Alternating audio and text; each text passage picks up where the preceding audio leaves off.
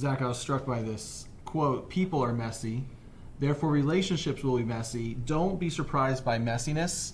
It's by an award-winning author, a guy named Tim Keller. When I think about our conversations in the financial lane, I think one of the themes that we oftentimes discover or kind of stumble upon is this idea of a lack of satisfaction. There's a disappointment in, I've been working this hard, and maybe I'm not getting as much joy and contentment out of this thing called hustle and life that I thought I'd be. I'm 45, I thought I'd be here. I'm 55, I thought I'd be here.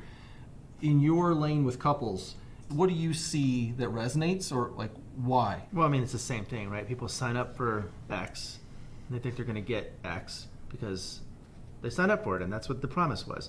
And then they find out that life is actually really hard, and people die, and global pandemics come, and the Seahawks don't win the Super Bowl, and like it doesn't work the way you want it to work. And so the question again is, who are you going to be in that space?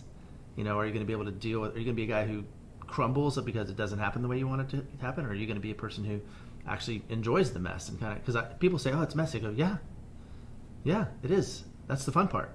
That's actually the part of sorting it out that it's not what you thought it was going to be. Yeah. Can we go back to kindergarten? Because I don't think no one ever told me in kindergarten like life was going to be messy. Yeah, they did. Right? When I look at magazine headlines, it's oh, look how clean and simple their life is. Yeah. But it's only when I look at my life, I think my life's messy, but everybody else's life is easy and perfect. It fits in a box. Like, what do you see? But in kindergarten, they handed you a pile of magazines, and they said, look at all these magazines. They didn't say, be this. They said, cut this up. Make this a thing. Turn this put glue on it. Turn it upside down. Rip it if you have to.